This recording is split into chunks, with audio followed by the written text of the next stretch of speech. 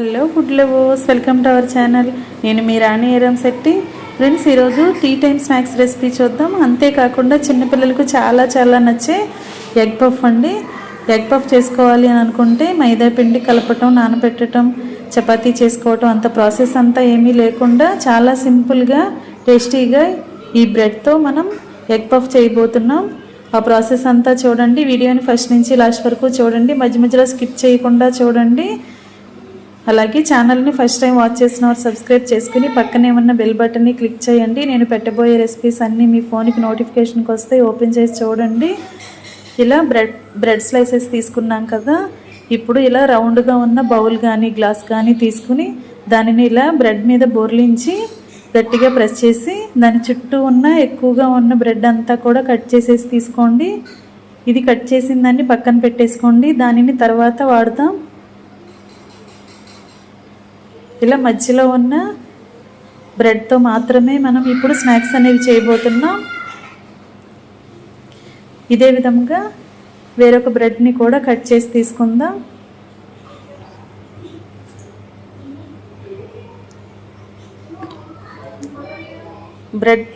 బ్రెడ్తో puff చేయాలి అంటే ఒక్క పఫ్ చేయడానికి 2 బ్రెడ్ పీసెస్ సరిపోతాయండి. అలాగే మనం ఎన్ని స్నాక్స్ చేయాలి అనుకుంటే అన్నీ 2 బ్రెడ్ స్లైసెస్ తీసుకున్నట్లయితే ఒక్క స్నాక్ అవుతుంది.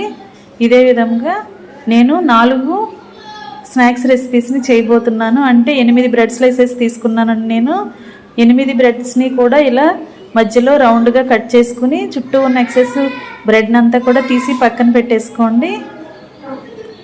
ఇదే విధంగా 8 బ్రెడ్ పీసెస్ని కూడా రౌండ్గా కట్ చేసి తీసుకుందాం. ఇలా తీసుకున్నాం కదా, ఇవన్నీ కూడా ప్లేట్లో పెట్టి పక్కన పెట్టుకోండి. ఇవన్నీ పక్కన పెట్టుకున్న తర్వాత నెక్స్ట్ ప్రాసెస్ అనేది చూద్దాం.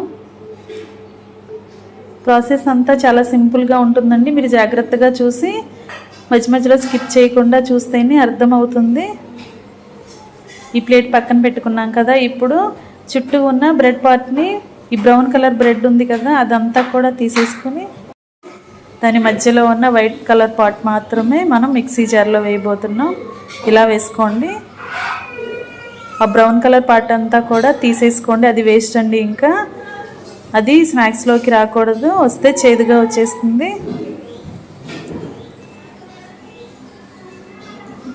ఇదే విధంగా మిగిలిన పీసెస్ అన్నీ కూడా ఇలా వైట్ పార్ట్ మాత్రమే తీసుకుని మిక్సీ జార్లో వేసుకోండి.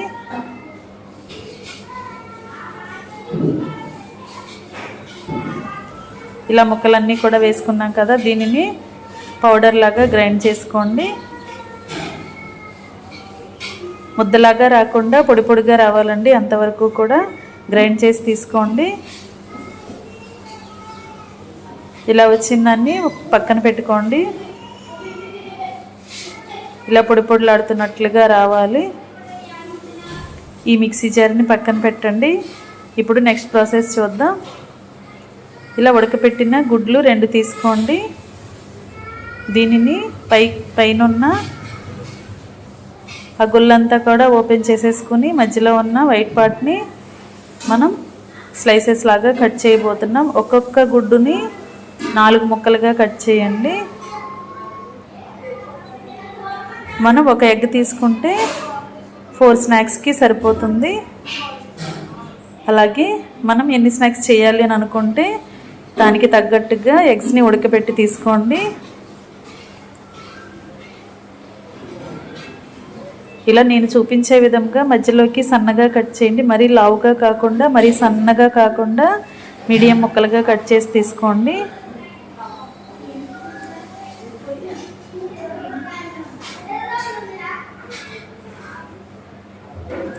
ఇలా తీసుకున్న వాటిని ప్లేట్లో పెట్టి పక్కన పెట్టుకోండి. ఇప్పుడు స్టవ్ ఆన్ చేసి కళాయి పెట్టుకుని 1 టేబుల్ స్పూన్ ఆయిల్ పోసుకోండి. ఆయిల్ కాగిన తర్వాత 1/2 టీ స్పూన్ ఆవాలు, 1/2 టీ స్పూన్ జీలకర్ర వేసుకుని సన్నగా తరిగిన ఉల్లిపాయ ముక్కలు 1 కప్పు వేసుకుని సన్నగా తరిగిన పచ్చిమిర్చి ముక్కలు వేసుకోండి. అలాగే కడిగి పెట్టుకున్న కరివేపాకు, కడిగి కట్ చేసి పెట్టుకున్న కొత్తిమీర కూడా వేసుకుని ఆనియన్స్తో పాటు ఆయిల్లో బాగా ఫ్రై చేయండి. ఇప్పుడు కొంచెంగా సాల్ట్ వేసుకుని సాల్ట్ అంతా కూడా ఆనియన్స్లో కలిసేంత వరకు బాగా మగ్గించి ఫ్రై చేయండి.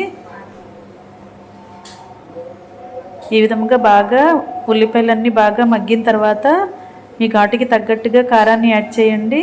కొంచెం పసుపు కూడా యాడ్ చేసుకుని కారము పసుపు కూడా ఉల్లిపాయల్లో కలిసేంత వరకు బాగా కలుపుతూ మగ్గించండి. ఇప్పుడు 1 టీ స్పూన్ ధనియాల పొడి, 1/2 టీ స్పూన్ జీలకర్ర పొడి, 1/2 టీ స్పూన్ గరం మసాలా కూడా వేసుకుని ఇవి 3 కూడా ఆనియన్స్తో పాటు బాగా కలపండి. ఈ విధంగా బాగా మగ్గిన తర్వాత ఈ కళాయిని పక్కన పెట్టేసుకుని వేరొక కళాయిలో డీప్ ఫ్రైకి సరిపడా ఆయిల్ పెట్టుకుని ఆయిల్ కాగించండి. ఈ లోపుగా నెక్స్ట్ ప్రాసెస్ చూద్దాం. మనం పౌడర్ చేసుకున్న బ్రెడ్ అంతా కూడా ఒక గిన్నెలోకి తీసి పక్కనే పెట్టుకోండి. ఇప్పుడు ఒక మిక్సింగ్ బౌల్ తీసుకుని దానిలోకి 2 టేబుల్ స్పూన్లు మైదా పిండి వేసుకుని కొంచెంగా వాటర్ పోసుకుని చిక్కగా పేస్ట్ లాగా వచ్చేంత వరకు కలపండి. మరి జారుగా లేకుండా కొంచెం చిక్కగానే కలపండి. ఇలా కలుపుకున్న మిశ్రమాన్ని పక్కన పెట్టుకోండి.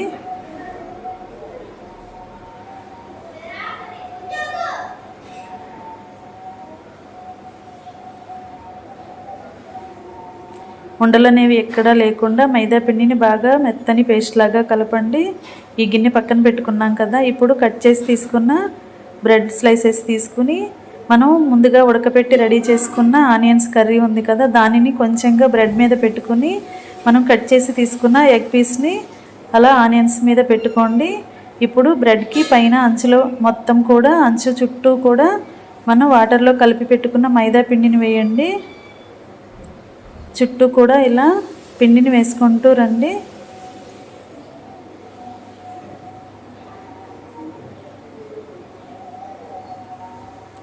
మనం ఒక్క స్నాక్స్ రెసిపీ చేయడానికి 2 బ్రెడ్ స్లైసెస్ వాడబోతున్నామండి.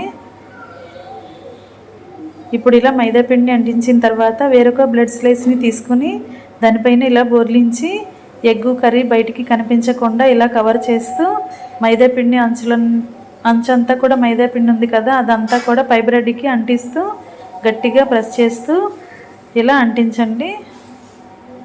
చుట్టూ కూడా ఎక్కడ గ్యాప్ అనేది రాకుండా గట్టిగా అంటుకోవాలి.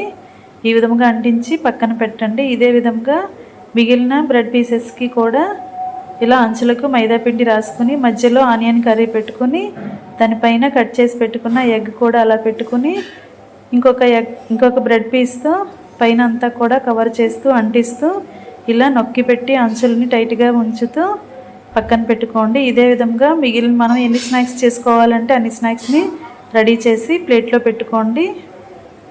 చుట్టూ అంచులు అనేవి ఓపెన్ అవ్వకుండా గట్టిగా నొక్కి పెట్టండి.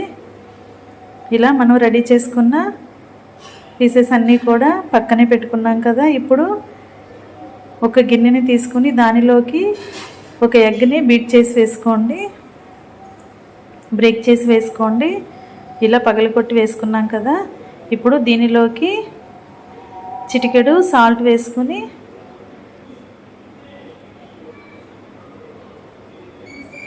ఒక 1/2 టీ స్పూన్ కారం కూడా వేసుకొని ఒక 1/2 టీ స్పూన్ మిరియాల పొడి కూడా వేసుకోండి.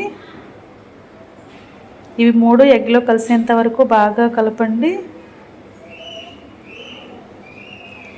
మనం ఒక ఎగ్ని బ్రేక్ చేసి వేసాం కదా, ఈ ఎగ్ అనేది 2 బ్రెడ్ స్లైసెస్కి సరిపోతుందండి. మనం 4 చేసాం కాబట్టి 2 ఎగ్స్ అయితే 4కి సరిపోతుంది. ఇప్పుడు ఒక బ్రెడ్ స్లైస్ని తీసుకుని ఇలా రెడీ చేసి పెట్టుకున్న బ్రెడ్ని తీసుకుని అలా ఎగ్లో ఇలా ముంచి 2 వైపులా కూడా ఎగ్ మిశ్రమం అంటుకునేలా స్పూన్తో ఇలా అటు ఇటు కలుపుతూ గిన్నెలో పెట్టుకున్న తర్వాత ఇప్పుడు మనం ముందుగా పౌడర్ చేసి పెట్టుకున్న బ్రెడ్ పొడిలో అలా మధ్యలో పెట్టుకుని దాని చుట్టూ కూడా బ్రెడ్ పొడిని వేసుకోండి. ఇలా చేసుకున్నట్లయితే బ్రెడ్ అంతా కూడా నానిపోకుండా ఆ బ్రెడ్ పొడి అంతా కూడా పట్టుకుంటుంది. ఇలా చుట్టూ అంచులకు కూడా బ్రెడ్ పొడిని ఎక్కువగా అంటించినట్లయితే లోపల ఉన్న కర్రీ అనేది బయటికి రాకుండా గట్టిగా ఉంటుంది. ఇదే విధంగా మిగిలిన ఎగ్ మిశ్రమం కూడా వేరొక బ్రెడ్కి అలా డిప్ చేసి ఇదే విధంగా నెక్స్ట్ ప్రాసెస్ కూడా ఇదే విధంగా చేయండి. ఎగ్లో డిప్ చేసిన తర్వాత ఇలా ఎగ్ పౌడర్ని చుట్టూ కూడా అంటించినట్లయితే లోపల ఉన్న కర్రీ అనేది రాకుండా ఉంటుంది. ఇదే విధంగా మిగిలిన 2 బ్రెడ్ స్లైసెస్కి కూడా ఇంకో ఎగ్ని బ్రేక్ చేసుకుని వేసుకుని సేమ్ ఇదే ప్రాసెస్తో సాల్టు కారము మిరియాల పొడి కూడా వేసుకుని దానిని కూడా ఎగ్లో డిప్ చేసి ఇలా సేమ్ ప్రాసెస్తో బ్రెడ్ పొడిని అలా వేస్తూ అంటిస్తూ మొత్తం అన్నీ కూడా రెడీ చేసి ఒక ప్లేట్లో పెట్టుకోండి.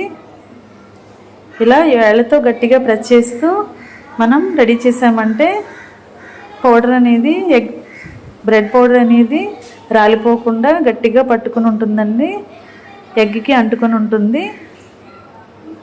ఇదే విధంగా మిగిలిన కూడా రెడీ చేసి ప్లేట్లో పెట్టుకోండి.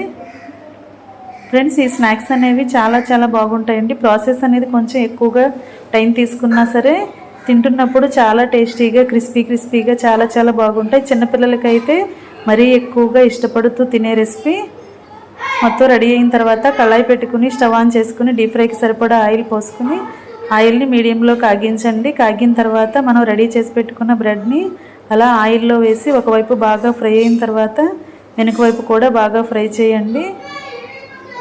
ఇలా వేడివేడిగా ఉన్న ఆయిల్ని బ్రెడ్ మీద వేస్తూ డీప్ ఫ్రై చేసామంటే రెండు వైపులా కూడా క్రిస్పీగా కరకరలాడుతూ బ్రెడ్ స్లైసెస్ అనేవి డీప్ ఫ్రై అవుతాయి. ఇలా ఆయిల్ నుండి తీసేసుకుని వేరొక ప్లేట్లో పెట్టుకోండి. ఎక్కువగా మాడనివ్వకుండా జాగ్రత్తగా రెండు వైపులా కరెక్ట్గా డీప్ ఫ్రై చేసుకుని ఆయిల్ నుండి తీసుకుని వేరొక ప్లేట్లో పెట్టుకోండి. ఇదే విధంగా మిగిలిన వాటిని కూడా డీప్ ఫ్రై చేసుకోండి.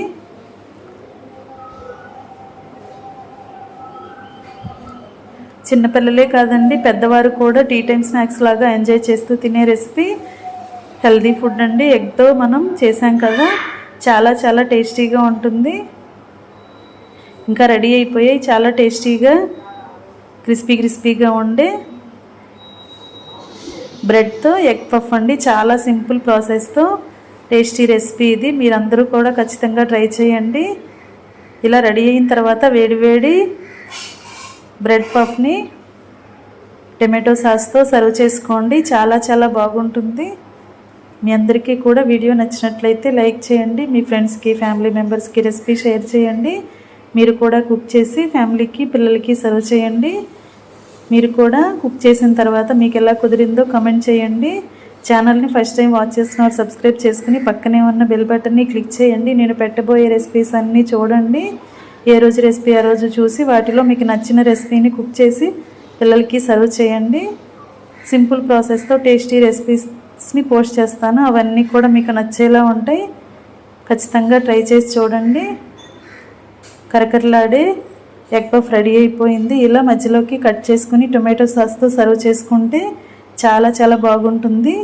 తింటూ ఎంజాయ్ చేస్తూ టీ టైం స్నాక్స్ లాగా చేసుకోవచ్చండి.